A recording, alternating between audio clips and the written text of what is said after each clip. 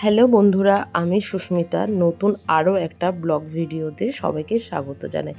নতুন আরও একটা দিন আপনাদের সাথে শুরু করলাম। কে কোথা থেকে দেখছো এবং কেমন আছো অবশ্যই কিন্তু কমেন্ট করে জানিও। তো আজকের ব্লগ ভিডিওটা ঠিক পুরোটা ব্লগ নয়, আজকে তোমাদেরকে একটা জুয়েলারি মেকিংয়ের ভিডিও করে দেখাবো। অনেক দিদিভাইরা কমেন্ট করেছো যে জুয়েলারি মেকিং ভিডিও মানে জুয়েলারি শিখতে চাই বা জুয়েলারি মেকিং ভিডিও দেখতে চাই। তো সেই হিসাবেই আমিও ভাবলাম যে দুটো একটা ব্লগে তোমাদের সাথে জুয়েলারি মেকিং ভিডিওগুলো শেয়ার করব। যদিও এর আগে কয়েকটা ভিডিও আমার দেয়া আছে, তোমরা চাইলে সেগুলো চেকও করতে পারো। তো অবশ্যই তোমাদেরকে নতুন নতুন যে ডিজাইন বানাবো তোমাদেরকে একটা দুটো ব্লগে আমি তোমাদের সাথে শেয়ার করব সেটা। তো আজকে সকালবেলা আমি এখানে বানাচ্ছি হচ্ছে চিড়ের পোলাও আর কি। তো চিড়ের পোলাওয়ের জন্য আজকে বড়মশাই যেহেতু বানাই সেহেতু ওকে বলেছিলাম বানাতে। তো এখানে চিড়ের পোলাওটা রেডি হয়ে গেছে। তো আজকে জলখাবারটা খেয়েই আর কি ওই হ্যান্ডমেড জুয়েলারিটা বানাবো আর কি।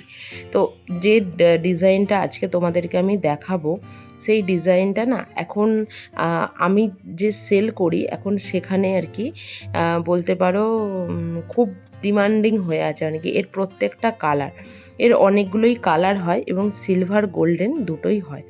তো দেখাবো তোমাদেরকে। তার আগে এখানে ব্রেকফাস্টের প্লেটটা সাজিয়ে নিয়েছি। ওই চিড়ের পোলাও ওপর থেকে একটু পেঁয়াজ, তারপরে লঙ্কা ভাজা, তারপরে এখানে যে ভুজিয়া টাইপের যে ঝুরি ভাজাটা পাওয়া যায় সেই ঝুরি ভাজাটা খেতে কিন্তু বেশ দারুণ লাগে। কিন্তু আজকে আলু দিয়েছিল, তো আলু দেওয়াতে না ঝুরি ভাজাটা মানে চিড়ে পোলাওটা কীরকম যেন একটা মাখা মাখা টাইপের হয়ে গেছিলো। তো যাই হোক, ব্রেকফাস্ট সেরে আজকে বসে পড়েছি তোমাদের সাথে জুয়েলারি মেকিংয়ের একটা ভিডিও বানাবো বলে। তো এই যে সুতোটা আমি নিচ্ছি এক প্রকার এই সুতো দিয়েই জুয়েলারিটা আমি বানাবো। আর এই সুতোটাকে বলা হয় হচ্ছে টাইগার রিল। তো এটা তোমরা সিলভার গোল্ডেন দুটোই কিন্তু যেখান থেকে জুয়েলারি মানে যে হোলসেল যে মার্কেটগুলো হয় আর কি, তো সেখানে কিন্তু অ্যাভেলেবেল তোমরা কিন্তু পাবে। আর নিচে নিয়ে নিয়েছি হচ্ছে একটা গোল্ডেন কালারের টার্সেল। এই গোল্ডেন কালারের টার্সেলটা আমরা প্রচুর কাজে দেখবে, যারা আমরা গোল্ড জুয়েলারি পরি বা করি তাদের কিন্তু এই গোল্ডেন জুয়েলারিটা কিন্তু থাকে। ওই মাথায় একটা হুকও লাগানো থাকে। তো হুক দিয়ে এইগুলো বানাতে একটু অসুবিধাই হয়, কারণ হুকটা না অটোমেটিক একটু মানে চাপ দিলেই খুলে যায়। তো ওই টার্সেলের যে গর্তটা থাকে ওখানে দড়িটা বেঁধে নিয়েছি। বেঁধে নিয়ে সামনে যত মানে একটু এবড়ো খেবড়ো হয়ে যায় বাঁধার পরে, তো ওটাকে আমি সমান করে কেটে নিলাম। আর ক্রিস্টাল তো জানো, ক্রিস্টালের মাঝখান দিয়ে ছোট্ট একটা সরু মতন ফুটো মতন থাকে। তো সেটা দিয়ে এই দড়িটা খুব ইজিভাবে ঢুকে মানে হয়ে যায়। কিন্তু এই দড়িটা না খানিকটা তারের মতন, তার যেমন শক্ত হয় এটা সেই রকমভাবে খুব একটা হার্ড হয় না, আর কিন্তু দড়িটা ছেড়েও না। যারা জুয়েলারি মেকিং মানে জুয়েলারি বানাও বা জুয়েলারি মেকিং ভিডিও দেখেছো তারা এই দড়িটার সাথে কিন্তু সবাই পরিচিত।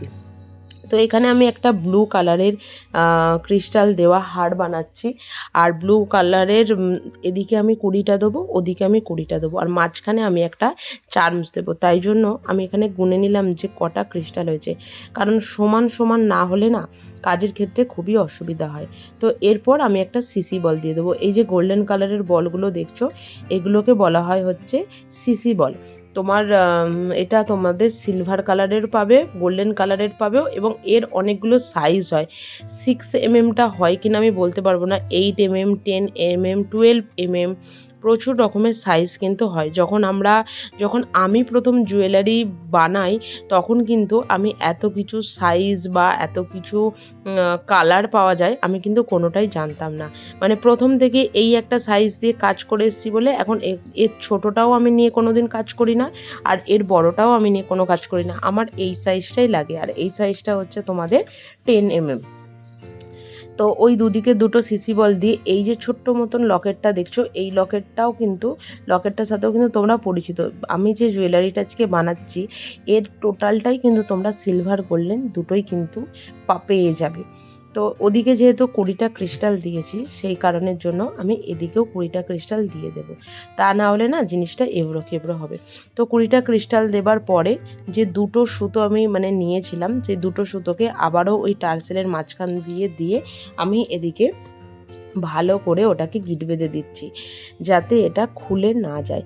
এই গিটগুলো তোমরা তোমাদের সুবিধা মতন দিতে পারো, আমি তো আমার সুবিধা মতন দিই যাতে খুলে না যায়। আর লাস্টে না এই প্লাসটা দিয়ে একটু একদম চেপে দিই যাতে সুতোটা কাটার পরে যাতে কোনোভাবে মুখটা খুলে না যায়। প্লাস দিয়ে চেপে দিলে কি হয়, একদমই সুতোটা কিন্তু একদমই খোলে না।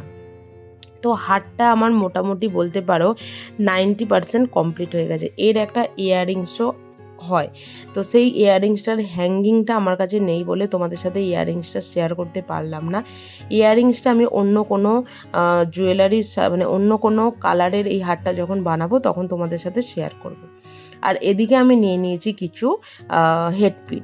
এই হেডপিনগুলো খানিকটা সেই ছোটো ছোটো পেরেকের মতন, যেগুলো আমাদের বোর্ডের মধ্যে কোনো নোটিশ টাঙানোর পর যে একটা ছোট্ট পিন দিয়ে যেমন দিয়ে দেয় আর কি, সেই ধরনের জিনিসটাকে দেখতে, তো ওটাকে বলা হয় হেডপিন। তো ওটাকে আমি 5টাকে, ওটা যেহেতু আমাদের কাছে অনেক বড় বড় আসে সেই কারণে একটু ছোট করে 5টাকে একদম সমান মাপের কেটে নিয়েছি। নিয়ে ওর মধ্যে একটা ক্রিস্টাল দিয়ে মুখগুলোকে আমি বেঁকিয়ে এই লকেটটা যেটা আছে লকেটের নিচ দিয়ে আমি সমানভাবে ওগুলোকে দিয়ে দেবো। যেহেতু তোমাদেরকে আমি জিনিসটা দেখাচ্ছি আর যারা শিখতে চেয়েছো বা শিখতে চাও তাদের জন্য এটা, যে কারণে আমি কোনো রকম কোনো স্পিড না বাড়িয়েই ভিডিওটা আজকে তোমাদের সাথে শেয়ার করছি।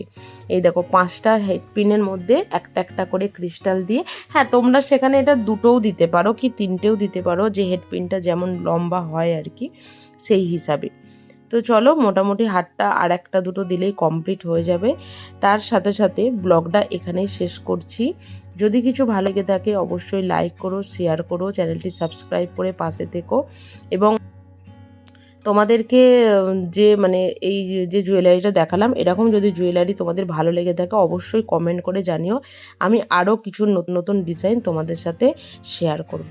আর আজকে বলে রাখি চ্যানেলটার নামটা আমি একটু চেঞ্জ করেছি, সুস্মিতাস ডায়েরি থেকে হোম মেকার সুস্মিতা। পাশে থেকো।